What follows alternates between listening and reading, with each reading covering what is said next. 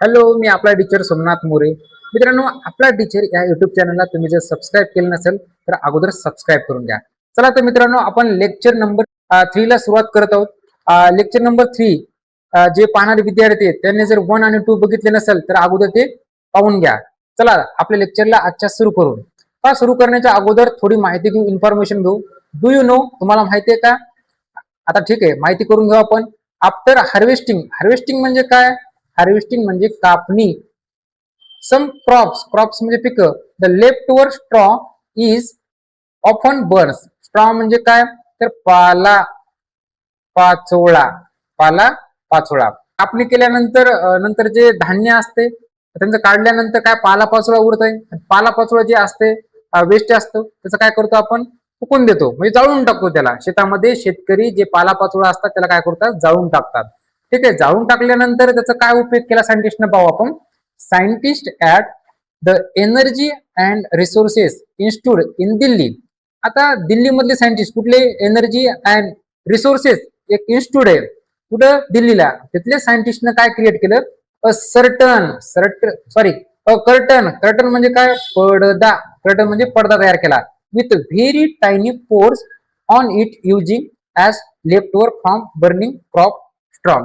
जे पाला पाचोळा होता ते जाळल्यानंतर त्याची काय बनते? ऍश बनते. ऍश म्हणजे काय सर? ऍश म्हणजे राख बनते. मग त्यापासून दिल्ली इथली जे सायंटिस्ट आहेत एनर्जी अँड रिसोर्स इन्स्टिट्यूटचे, त्यांनी काय केलं? एक पडदा तयार केला. असा खूप छोटे छोटे छोटे छोटे टायनी म्हणजे खूप लहान जे स्पोर असं बारीक छिद्र असतात तसा एक काय केला त्याने? पडदा तयार केला. म्हणजे असा पडदा तयार केला. पण असे छिद्र खूपच असे छोटे छोटे एकदम टायनी. टायनी म्हणजे लहान. ठीक आहे. नंतर it is use like filter. ह्याचा वापर जे छोटे छोटे छोटे असे येतं ते दिसत पण नाही असे जास्त. ह्याचा वापर कशासाठी केला त्यांनी? तर हे फिल्टर म्हणून केला. काय केला? फिल्टर. कशासाठी? To clean industrial waste water. जे इंडस्ट्रीमध्ये वेस्ट वॉटर घाण पाणी बाहेर पडते त्याचं काय करायचं? फिल्टर करण्यासाठी त्या पडद्याचा काय केला? त्यांनी वापर केला. वा, किती भारी आहे. म्हणजे शेतामध्ये जे क्रॉप जाळलेत म्हणजे पालापाचोळा जाळलाय त्याच्यापासून ती राख बनलेली असते. ते एकदम तुम्ही पाहिजे असेल शेतामध्ये राख बनलेली आहे आणि त्याच्यापासून काय व्हेरी टायनी पोरचा पडदा तयार केलाय त्यांनी. आणि त्या पडद्याचा उपयोग त्यांनी कशासाठी केलाय?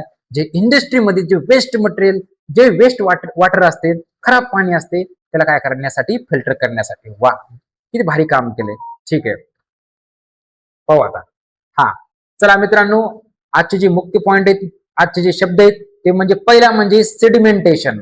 सेडिमेंटेशन म्हणजे काय? मस्त छान आणि सोप्या भाषेमध्ये समजून घेऊ. जो पहिला शब्द आहे सेडिमेंटेशन. आपला टॉपिक सुरू आहे. लेट जी सेपरेट कॉम्पोनंट्स आहे. ओके, त्यामधली एक आता मेथड आहे. आता ती म्हणजे काय? सेडिमेंटेशन. सेडिमेंटेशन म्हणजे काय नेमकं समजून घेऊ. बघा, इफ मडी वॉटर. मडी वॉटर म्हणजे काय? गढूळ पाणी असते. In a glass is left undisturb for a long duration, the soil particle settle at the bottom. If the water is carefully poured into another glass, clean water is obtained. बघा तिने काय म्हणले तर. एक काय ग्लास घेतला आपण, ठीक आहे, असा मस्त पैकी. वा, काय नंबर एक आलाय. याच्यामध्ये काय? याच्यामध्ये काय? बोला चला. याच्यामध्ये काय? मडी वॉटर आहे. मडी म्हणजे गढूळ पाणी. मडी वॉटर म्हणजे गढूळ पाणी. यस, गढूळ पाणी आहे. ठीक आहे, म्हणजे पाण्यामध्ये थोडी माती मिक्स आहे. ह्याला तुम्ही डिस्टर्ब केलं नाही, तसंच स्थिर ठेवलं, एकदम स्टेशनरी ठेवलं, डिस्टर्ब न करता, थोड्या वेळानं काय होईल? जे मधला जो असा हे जे आहेत पार्टिकल आहेत, सॉइलचे पार्टिकल, ते बुडाला येतील. असे वरचे पार्टिकल एकदम बॉटमला येऊन बसतील. मग तेव्हा काय करायचे? वॉटर आपण ऑब्झर्व करायचं केअरफुली. आणि ते ऑब्झर्व केल्यानंतर आपल्याला असं दिसून येते की पार्टिकल जे आहे, सॉइल पार्टिकल थोडे थोडे थोडे थोडे एक एक एक काय बॉटमला येऊन बसायलेत. आणि प्रोसेस कम्प्लीट झाल्यानंतर काय? याच्यातलं जे वरचं पाणी आहे म्हणजे वॉटर आहे, दुसऱ्या ह्याच्यामध्ये काय करायचे? पोर करायचे. पोर्ड म्हणजे काय? ओतणे इन अनादर ग्लास, दुसऱ्या ग्लासमध्ये. आणि क्लीन वॉटर इज ऑब्टेन. दुसऱ्या ग्लासमध्ये ते ओतल्यानंतर जे मिळणारे जे पाणी आहे ते कसं असेल? क्लीन असेल. क्लीन म्हणजे स्वच्छ असते. आणि उरलं काय खाली? ह्या बुडाला फक्त आणि गाळ उरला ह्या ठिकाणी. पाहू, द सॉइल रिमेन बिहाइंड. आता ह्याच्यामध्ये काय उरला? फक्त सॉइलच उरली खाली. आणि ह्याच्यामध्ये काय? ह्याच्यामध्ये आहे वॉटर आहे ते कसं आहे, ते आहे क्लीन वॉटर आहे. द बघा आता डेफिनेशन सुरू होती या ठिकाणी. द प्रोसेस, आता process where insoluble heavy solid particles settle at bottom is called sedimentation. Sedimentation म्हणजे काय, अशी एक प्रोसेस आहे जिथं इन्सोल्युबल म्हणजे पाण्यात न विरघळणारे किंवा हेवी जे पार्टिकल्स आहेत ह्या बुडाला जाऊन सेटल होतात, यालाच काय म्हणायचं, सेडिमेंटेशन म्हणायचं. समजलं का मित्रांनो, समजलं का? या समजलंच पाहिजे. अजून एकदा सांगतो. ओके, एक प्रोसेस आहे. आता हे जे ग्लास घेतला होता आपण, ग्लास मध्ये आपण काय घेतलं होतं, मडी वॉटर घेतलं होतं. थोडं आपण थांबलो, स्थिर झालो आणि ते मधले जे सॉइल पार्टिकल आहेत ते बुडाला जातील आणि जे वरी जे क्लीन वॉटर आहे ते आपण ओतून घेतलं दुसऱ्या ह्याच्यामध्ये आणि उरला जो काय भाग एकदम ते सॉलिड पार्टिकल उरले. ओके, ते जे उरतंय त्यालाच काय म्हणायचं, सेडिमेंटेशन म्हणायचं. समजलं असं, लय लहान लेखासारखं व्हायला. ओके, नंतर बाय टिल्टिंग द व्हसल्स. आता व्हसल्स काय टिल्टिंग, असं तिरप केल्यानंतर काय करायचं, the liquid can be slowly poured out. मग त्याला काय करायचं, दुसऱ्या याच्यामध्ये ओतून घ्यायचं आणि त्याच ओतण्याच्या पद्धतीला काय म्हणायचं, डिकॅन्टेशन म्हणतात. ओहो, एवढं सोपं. यस. पहा, सेडिमेंटेशन. सेडिमेंटेशन काय, एक ग्लास घेतला, त्याच्यामध्ये मडी वॉटर टाकलं आणि आपण काय केलं, स्थिर ठेवलं, त्याला डिस्टर्ब केलं नाही. त्यामधला असणारा जो गाळ आहे तो एकदम बुडाला जाऊन बसला, वरी क्लीन वॉटर आणि ते ओतून घेतलं.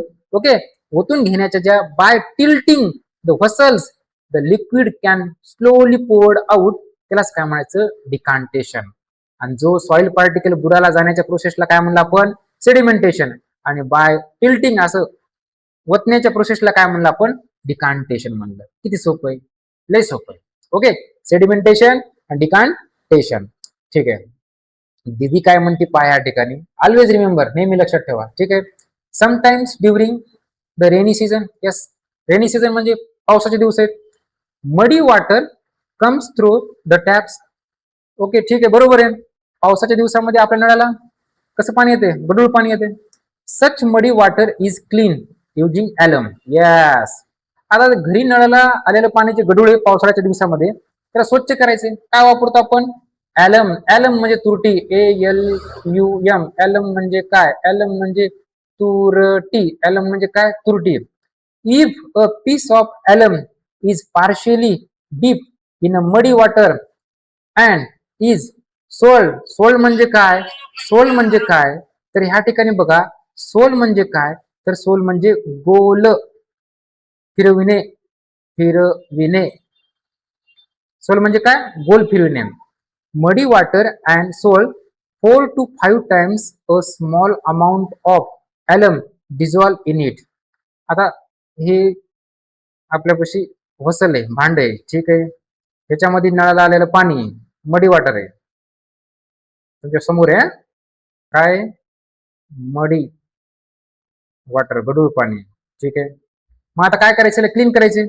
मग काय घेतले आपण, ॲलम घेतली, तुरटी घेतली, तुकडा घेतला, मग ह्याच्यामध्ये बुडीला असा पार्शियली आपण अर्धा बुडाला पाहिजे. ठीक आहे, ह्याच्यातून 3 ते किती वेळेस बुडीला आपण त्याने सांगितले 5 वेळेस काय करायचं, फिरवायचं आहे, सोल करायचं आहे, म्हणजे गोल गोल फिरवायचं आहे.